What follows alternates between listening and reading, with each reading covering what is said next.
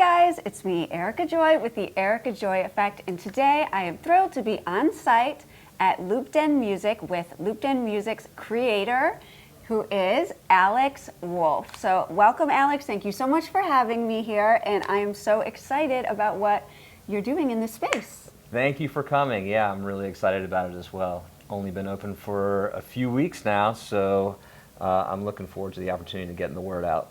Absolutely. Well, I'm so happy that you agreed to this, and I am happy to help you spread the word of what you're doing to promote musical talent and creative expression here in Charleston. So where did you get the idea for Loopden Music? How did you get to this place?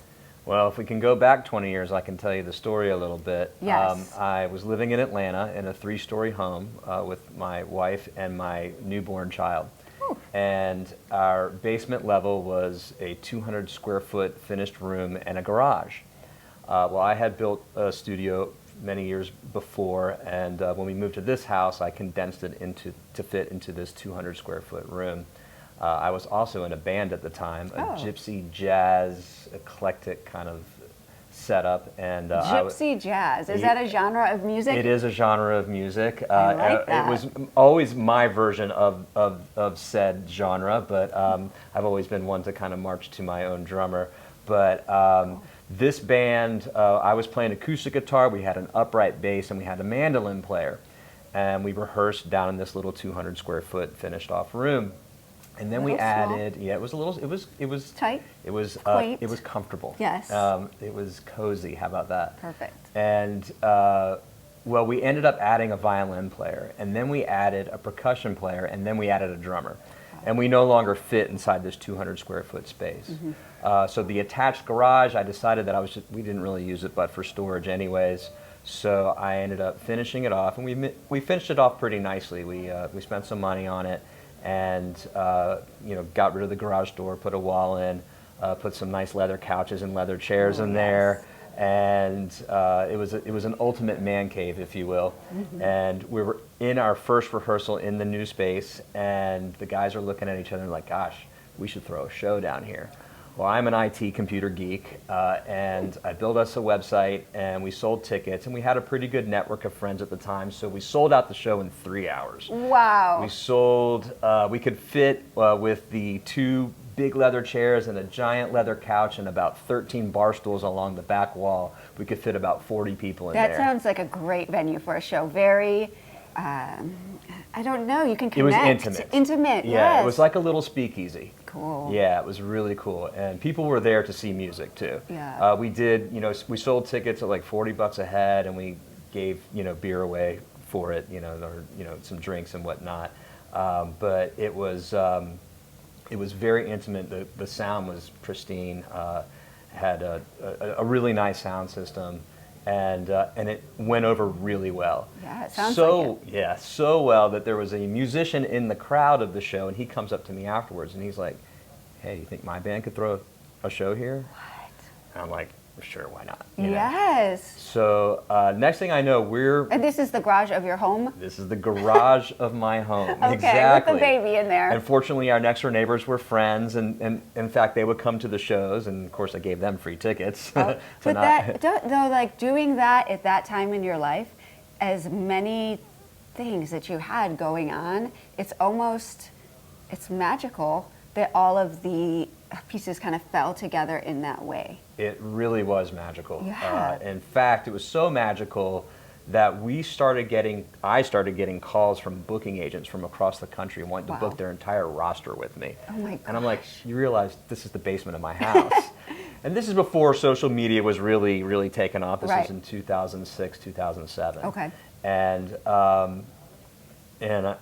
they're like, yeah, this is how bands are getting their name out, is at the house show, the home show. Yeah.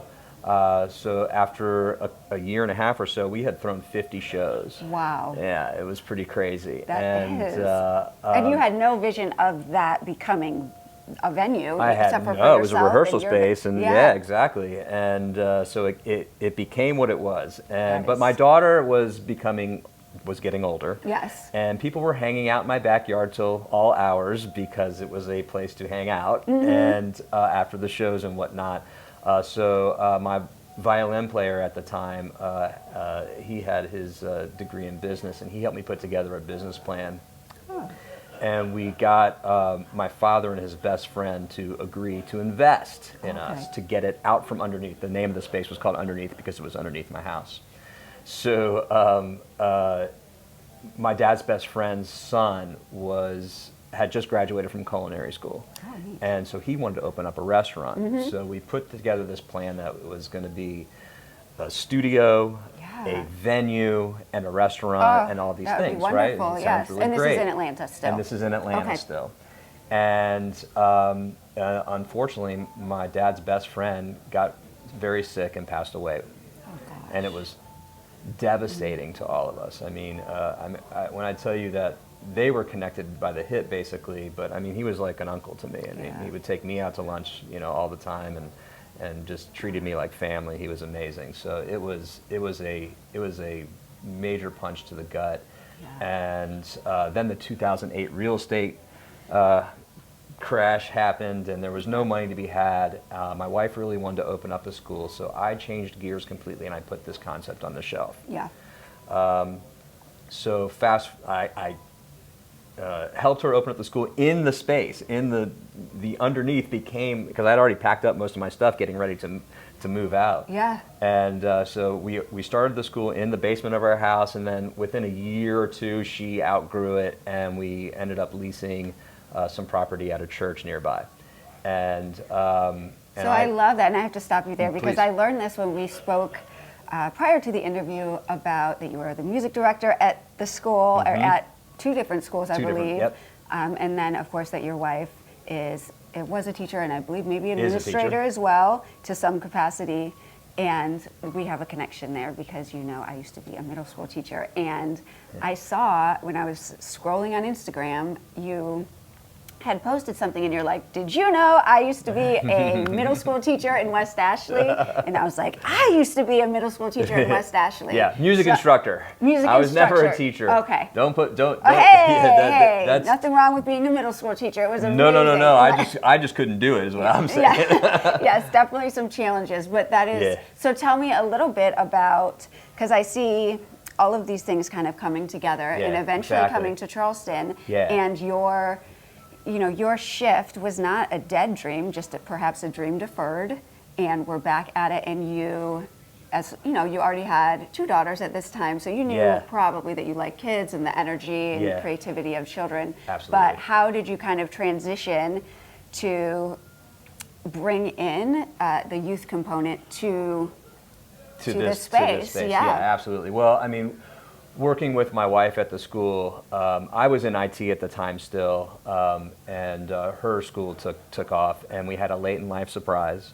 My little Maya, who is now 10 years old, and I was home with her for the first 2 years because Heather was running a school, so she couldn't take off. Oh, wow. And I was still able to do IT on the side, but I was really a stay-at-home dad, which is a blessing, by the way, if you get the opportunity, men, to be able to do that. But so once Maya was of age to attend the school, that's when I really came on as her, office manager. Okay. And really came on to help her. I mean, I had already, really helped her open the school. I was in real estate as well, corporate real estate, so I did the deal. I got the place built out. I built the website, of course. All my IT geek background. qualities came out. Yeah, exactly. Got her going and everything. But then it was like, hey, Heather was like, do you want to give classes, music classes, do the music? And I'm like, absolutely. And it was really fun, of course. I mean, I love, and these are young, her classroom was a primary classroom, which is 3 to 6 year olds. So it was a lot of fun to play with. Yes. And then we operated successfully for 12 years, and then this thing called COVID. You ever heard of that? Yes, that's actually when I got out of education around that time. A lot of people did, actually. Yeah. In fact, a lot of teachers were sought after during that time. They still are, but especially during COVID, because none of the institutes were running, so there were no new teachers, and a lot of teachers made decisions to not go back into education. Yeah, it was a difficult season. Yeah, it was rough for us. We got some help, obviously the PPP stuff from the government, but it wasn't enough to really merit us trying to stay in business. So we made a tough decision literally in June before the next school year was going. This is June of 2000, and that we weren't going to try to reopen. Teachers were sought after, so we sent her resume up and down the East Coast. If the world was going to blow up, we were going to do it next to the ocean. There you go. So yes. we got a couple calls back from the Charleston area, and then one was from this Montessori school in West Ashley. And Heather was doing a Zoom interview with the head of school, and she was mentioning, Alex built the website, and Alex did this, and Alex did that, and she's like, well, is Alex looking for a job? And I'm full COVID mode with the beard down to here. Oh my gosh. Sweat shorts, not even sweat pants, sweat shorts and a tee. And I lean into tank top? No, not then. No, not during my COVID years was there a tank top. But I lean into the camera and I'm like, hey, how's it going? I hit it off really well with the then head of school. And we both got jobs at this school in West Ashley. And it was, within a month we moved down here. We hadn't even sold our place yet, so we closed over, online or over remotely. Mm-hmm. And I became its director of operations and the music instructor. Yeah. And so I was now teaching music from 18 months to 12 years old. Oh, wow. And had to... in mixed age classes too, right? Mixed age classes because it's Montessori, right? Yeah. It's, the 18 to 3 years rather is the toddler program, 3 to 6 is the primary program, and then they had 6 to 12, which is lower and upper elementary. I love one thing about the Montessori philosophy that you shared with me when we spoke recently, which was you don't really know something until you can teach it to someone else. Yeah. And I saw that with my children over the weekend, and it made me so happy. Yeah.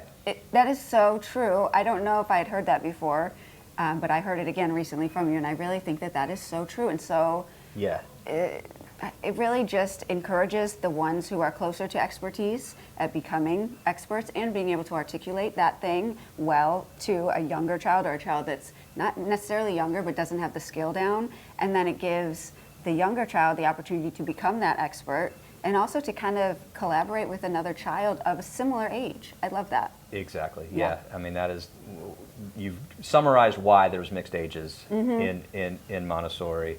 But the Montessori philosophy overall really taught me so much about, not just about children, but about myself. And, I would definitely say that it's made me a better person and taught me how to teach and learn. To follow the child is part of one of the big coined phrases from Maria Montessori, who, started the philosophy. That's what I try to do in my, classes and my, even my private instruction is like, what interests you? Because if it's interesting to you, you're going to be more apt to study and practice. To enjoy it, to learn that skill. Exactly. Yeah. So definitely child-centered. If you, I think we were talking beforehand with your cameraman here. He took lessons and couldn't wait to not take lessons because it was a lot of theory and whatnot. And I watched children, and some kids are into theory. I have a student right now that's he loves it, and he likes puzzles, and he likes figuring things out and understanding how the world works. So theory's perfect for him. But some students, they just glaze over. What are you talking about now? And if that happens, I quickly readapt and try to figure out a way to keep it exciting and interesting for them. That's exactly, and it would be so sad to lose someone in the musical theory portion when there's something else inside of them that's drawn to the music, but they don't know what that exact thing is. Yeah. And the same thing happened to me. I mean, I was the kid that learned to play music by ear. So, and when I was 5 years old, we had a piano. Thank God we did. And I would go in and start playing the theme songs from the shows that I was watching on the piano. My parents were like, oh my gosh, he can play, let's get him lessons. Cool. Well, as soon as they gave me lessons, I didn't want to do it anymore because it was so rigid and so, boring and whatnot, not what I wanted to be playing. So, discovering, music on your own is there's something to be said for it for sure. But now, hindsight, I would love to have learned some of the theory and whatnot at a younger age because it's easier to learn like a language at a younger age. The same thing with music. But I guess we all, have to go on our own paths and figure out things for ourselves at our own pace and whatnot. And that's part of Montessori too, is that you move at your own pace. Yeah. You'll be ready when you're ready. Absolutely. So how do you use this space? I know that you use it in a variety of ways, including instruction, which you just kind of mentioned some of that. What are some other ways that you are going to be using this space now that it's here? Yeah, so right now we're sitting in what I call the live room, or the class in the main classroom. Obviously instruction will happen in here, just private instruction, but I'm also doing a class called Music and Movement, which I created for the last school that I was at, I'm actually extending it to younger aged children, 2 to 4 years old, but it would be guardian accompanied. Right. At that age, I'm got to have a parent there to help me with them. Yeah, just make sure everything's cool. But just to really introduce them to, expose them to the, to different instruments, to music, and just some clapping and singing, and just exposing them to music at a really young age is really important. And then another class, the same class, but for 4 to 7-year-olds, where we'll also sing, but we'll also start talking about genres and listening to genres. And I call it movement class because we get up and we move around a lot too. Dancing is a big part of music, obviously. Yes. And it's important not just to say sedentary so much. So, but I started introducing them to more genres, some introductory theory, just clapping and clapping to beats. I've written many children's songs over the last 15, 20 years that I've been doing this. So fun. And yeah, it's good stuff. So get them clapping, get them singing, get them moving around, let them sit down at the drums and bang around, just see what it feels like. Yeah. It's amazing how children will choose their instrument just by being introduced to it, because if they're not introduced to it, they don't know if they want to play it or not. Yeah. But I had a student who's with me still. She's now 7 years old. She started out on guitar with me because her parents wanted her to play guitar. And after like a year, it was just not going anywhere. And I said, maybe she's just not ready yet. Let's take a break from it. Well, she was at the school that I was at last, and I played drums for the kids. Yeah. And she freaked out. She loved it. And now she is a beast on the drums. And she's only 7 years old right now. And I'm telling you that if she sticks with this, she will be among a top tier of drummers. Like, she can do things that I'm just like, I love that yeah, feeling. I love it too. Oh, I'm getting chills talking about it, because when I see somebody get a concept or achieve something and they feel pride, or master a beat or a song or something like that, there's nothing like it. There's nothing like it. Except maybe playing on stage myself. That's pretty cool too. That's very satisfying to you. Yeah, music is my first love, and will always have a relationship to the day we die. Yeah. So that ties me to kind of our closing question here. What is next for you? Yeah. Are you going to be performing anywhere soon that we may be able to come and catch you? Absolutely. Well, I play in a band called Folly Beats. Okay. Yeah, and love the name for Folly Beach. Yeah, you're not going to forget it. That was purposeful. Yes. And so we are. FollyBeats.com is the band's website, and then so we have about 4 shows planned for the rest of the year. Some of them are in Columbia actually, but we play a lot down on Folly Beach. I bet. Yes. As you can imagine, but I think the Planet Follywood, Folly Beats at Planet Follywood on Folly Beach. If you can't remember that. Oh my gosh, yeah, that's a tongue twister. It is a little bit of a tongue twister. Yes. And then the Bounty Bar is another venue that we're playing at over the Christmas break, so that'll be super fun. But yeah, it's like it's an eclectic, as you can imagine, an eclectic funk, jazz, reggae jam band, and it's a lot of fun. Yeah, it's good times. All the musicians are seasoned, if you will, and so everybody knows what they're doing pretty well, and so it's a good time. But in fact, one of the things we'll use this space for is that hopefully your photographer will get some shots of the rest of it. But there's a control room here, which I have a full recording studio. And then there's a recording booth, isolation booth for recording. So we'll start to record some of our music here as well. Yes. That's another service that I'm offering, of course, is all the audio services. I don't know if you noticed the hanging cameras from the ceiling, but that's a stream deck, and over here. So I'm set up to do live streaming events. So yeah, if you ever need any live streaming events, yes, we've got a venue to do it. And that. yeah, so I mean, the room is more than just, how about this? The tagline for Loopden Music is music services, so recording, a rehearsal space, audio, video, editing. You know, you asked me to do your graphic for you. I'm happy to do that for you, no problem.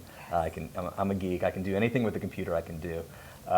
And then second part, music services, and we got music instruction, so giving private lessons as well as group lessons and classes, clinics, which would also be live streamed, and then a music community. So I really, you know, one of the thing that sets this company apart from other studios around town is I'm really trying to offer up my services to other musicians and bring them in as community members so that they can learn from teaching.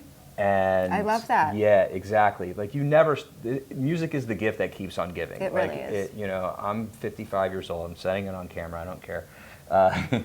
And I still have so much to learn. Yeah. And I tell you, one of the main ways that I learn now is from teaching other people, as we spoke earlier. But playing with musicians that are better than you is really important. So I want to bring in musicians that will not only challenge others, but be challenged by even better musicians. Absolutely. And there is some amazing musicians being located here inside of Fox Music, which has been a hub for music for almost 100 years now. Incredible. I know, right? They attract a lot of fantastic musicians. It is quite often that I'm sitting here and I hear through the wall a piano player or there's a Hammond B organs here that are insane, and you'll hear somebody just coming over and practicing. And I have to walk out and say, "Who are you? Yes. Can I get your name? Come check out my studio anytime you want to record." Yes. And so I'm really trying to, you know, a catch-all for anything music. You know, I want to be able to, you know, to offer that to our community. Absolutely. I love your openness to work with others.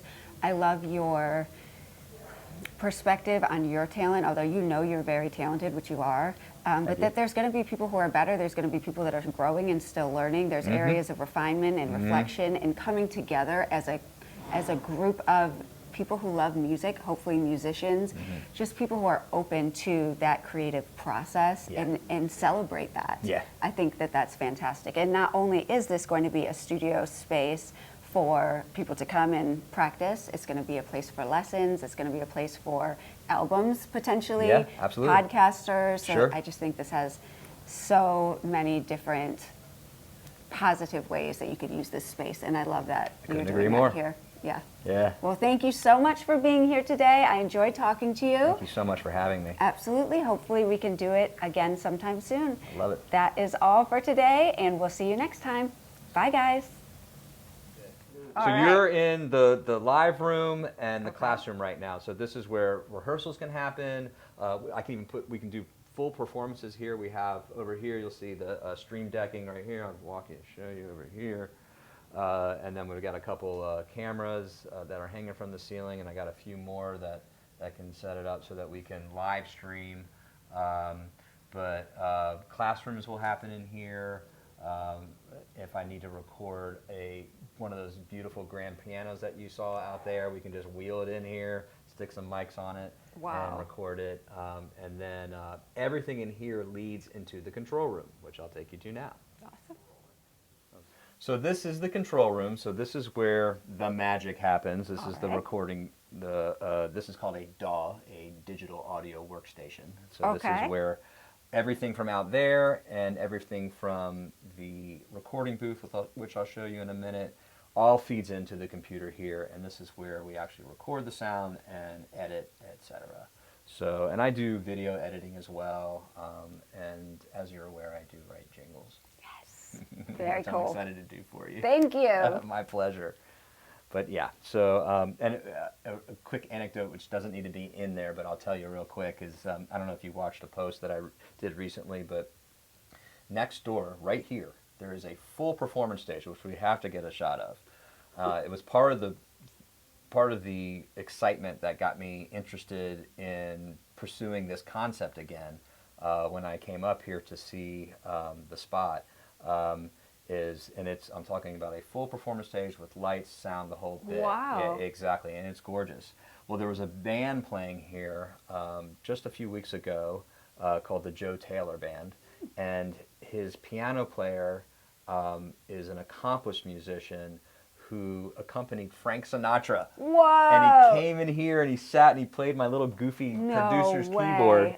That is cool. I know, Yeah. it was so crazy to have. I mean, I just know that this concept is going to bring in all kinds of people, and how exciting to be able for me to be able to watch somebody that can really play his instrument and inspire and learn from. It was incredible. Absolutely. Yeah, it was so nice. That is.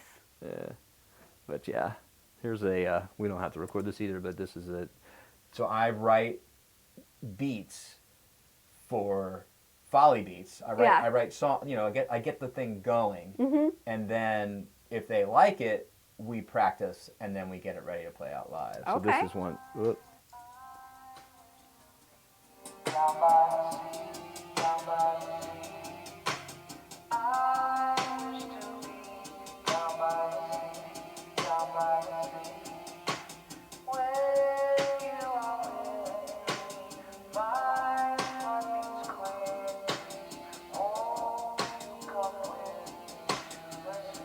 I like that. That sounds cool. This is the recording booth, isolation booth, where a singer would sing into the microphone, or maybe a guitar player playing an acoustic guitar, or any acoustic instrument, violins, etc., would all be recorded in this room. So this is a performance stage where Fox hosts every weekend. There's 3 different churches that come and do their sermons here, and they live stream it. And then once a quarter, he throws a show with a real act. He'll promotes a real act, and then has asked me to help him build up this business as well, separate from Loopden, but still all connected Related. in that. Yeah. Very cool. That's pretty cool, Looks right? like a great space. I'd love to see a show here. Oh yeah, it's great, and the sound's fantastic. He's got some really nice equipment. I mean, Joseph has a really good ear as well. And then they have all this nice vintage keyboards. That's a vintage Rhodes keyboard. That's like sounds like pie. Oh. If you like a good pie.